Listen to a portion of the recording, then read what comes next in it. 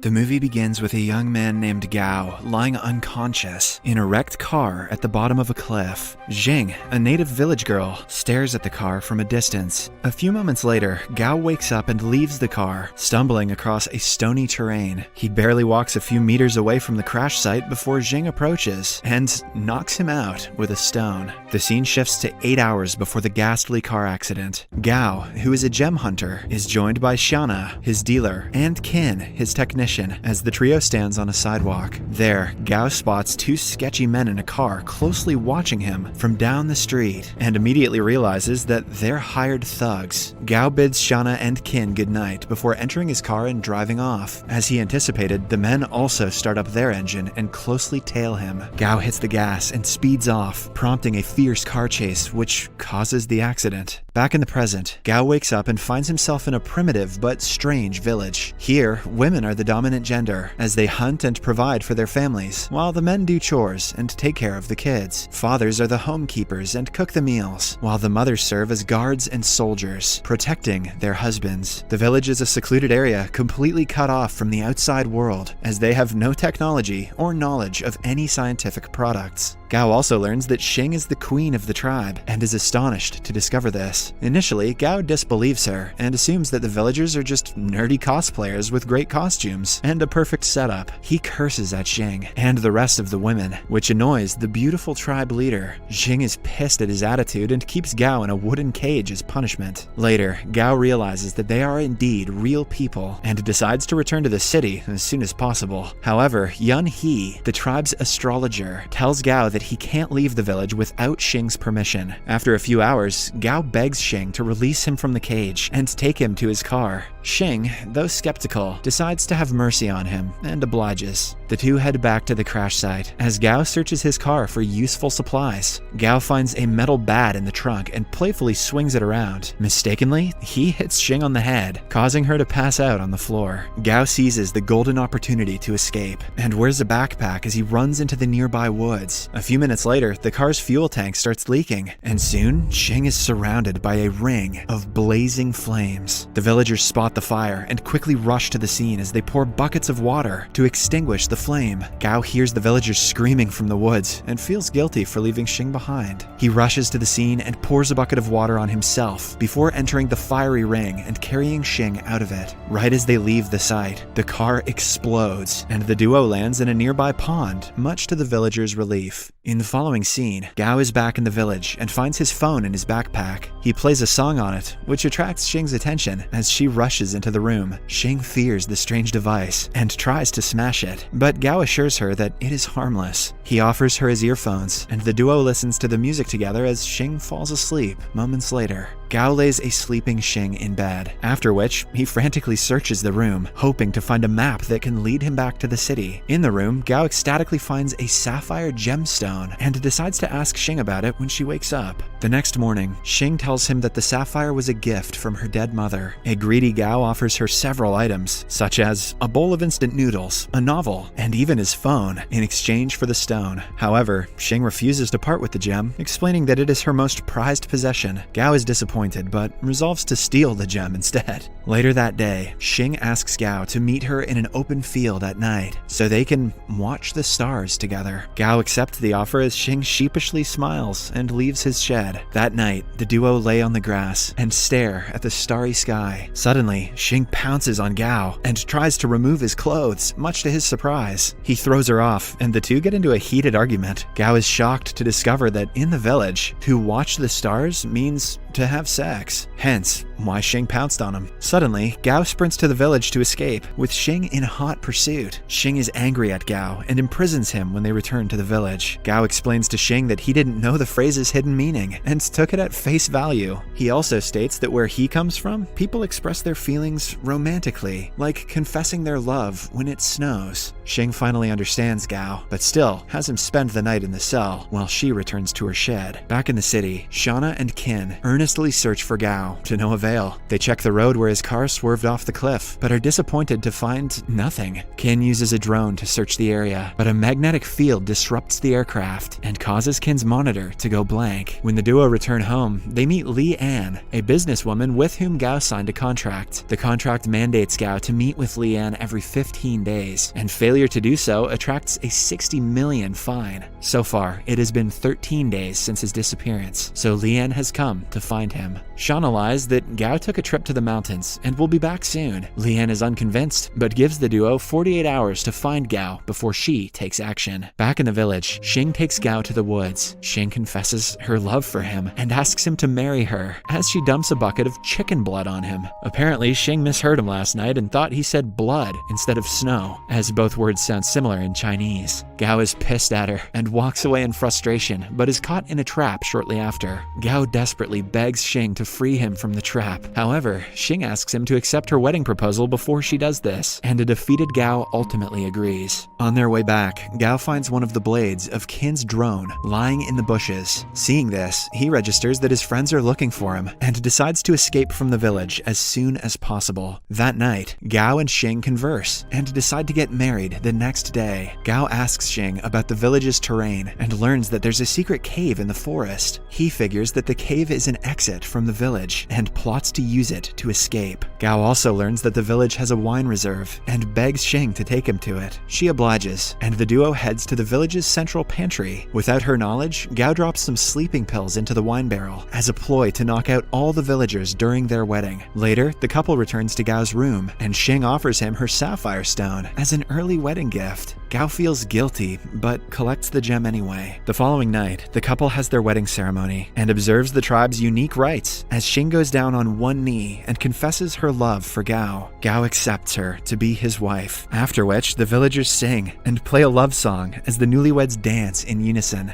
To end the feast, Gao proposes a toast and urges the villagers to drink their respective bowls of wine. The unsuspecting natives swallow the drugged drink, but Gao tosses his away when no one is watching. A few hours later, the villagers all fall asleep, while Gao packs a bag and leaves the village. He goes through the woods and eventually reaches the cave, which connects to the outside world. Determined, Gao enters the dark cave and begins his journey to the city. The next morning, he finally reaches the end of the cave and races to the top of a mountain, smiling as he sees a nearby road. Back at Gao's house, Li An arrives with her men as the 48-hour deadline is almost over. Li An asks Shauna and Qin about Gao's whereabouts, but the duo reveals that they have no idea where he is. Hearing this, Li An offers Shauna a contract that would transfer ownership of the house to her. Shauna refuses to sign the paperwork, but Li An gives her no choice. The businesswoman signals her men to hold the duo hostage, as Shauna is forced to sign the paper with a thumbprint. Fortunately, Gao barges through the front door right in time to stop them. Qin takes advantage of the distraction and swallows the signed contract, while Gao speaks to Li An. Ultimately, the businesswoman leaves the house and promises to keep in touch. When she leaves, Gao freshens up and shares a meal with his friends, who ask where he's been this entire time.